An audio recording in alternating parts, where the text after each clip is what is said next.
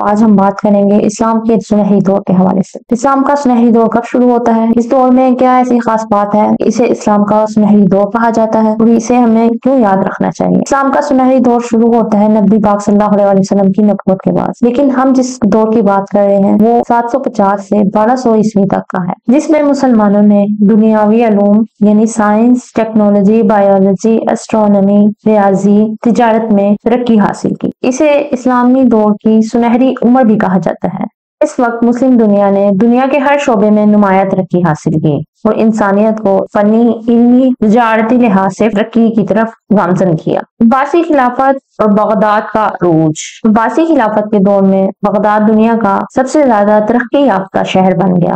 خلیفہ ہارون الرشید اور ان کے بیٹے مامون الرشید نے ہاؤس آف حکم یعنی دارالحکمت قائم کیا، جہاں دنیا بھر کے علوم کا ذخیرہ جمع کیا گیا۔ یونانی، ایرانی، ہندی اور رومی علوم کا ترجمہ عربی میں کیا گیا۔ بغداد علم و حکمت کا مرکز بن گیا، جہاں مسلم اور غیر مسلم علماء نے مل کر کام کیا۔ نمبر 2 پہ آتا ہے علم و سائنس کا ارتقاء۔ اس دور میں مختلف شعبہ زندگی میں بے مثال ترقی ہوئی، جیسے ریاضی میں الخوارزمی نے الجبرا کی بنیاد رکھی اور صفر کا تعارف کرا۔ ابو کامل اور عمر خیام نے ریاضی میں اہم کام کیا۔ ابن سینا کو نمایاں نام حاصل ہے۔ ابن سینا کی کتاب القانون فی الطب 7 صدیوں تک یورپ میں میڈیکل سائنس کا نصاب رہی۔ رازی نے چیچک اور خسرہ جیسی بیماریوں پر تحقیق کی اور اسپتال کے انتظامات کو منظم کیا۔ اسٹرونومی میں البطانی اور الفروغانی نے زمین کی حرکت اور ستاروں کی گردش پر تحقیق کی۔ الادریسی نے دنیا کے نقشے تیار کیے جو یورپ میں طویل عرصے تک استعمال ہوئے۔ جابر بن حیان جدید کیمیا کے بانی مانے جاتے ہیں۔ انہوں نے ماڈرن کیمسٹری کی بنیاد رکھی اور نئے مرکبات دریافت کیے۔ نمبر 3 پہ آتا ہے اندلس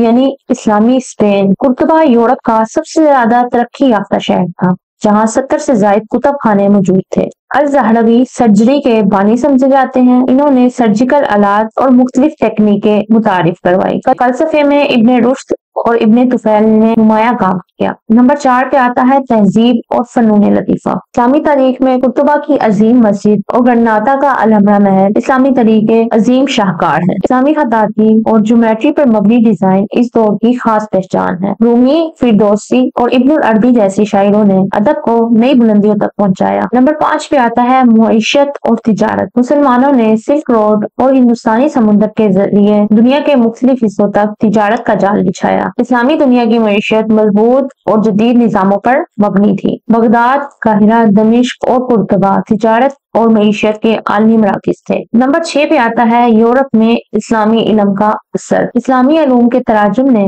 یورپ میں نشاط ثانیہ رینائسنس کا آغاز کیا۔ مسلم علماء کی کتابیں یورپی یونیورسٹیوں میں کئی صدیوں تک نصاب کا حصہ رہی۔ ابن سینا، ابن رشد اور دیگر مسلم سائنسدانوں کی کتابیں لاطینی زبان میں ترجمہ ہوئی اور ان کا یورپی سائنس پر گہرا اثر ہوا۔ اسلام کے سنہری دور نے دنیا کو سکھایا کہ علم اور تحقیق انسانیت کی ترقی کی کنجی ہے۔ رواداری اور تعاون مختلف تہذیبوں کو قریب لا سکتا ہے۔ عدل اور مساوات پر مبنی نظام ایک کامیاب معاشرے کی بنیاد ہے۔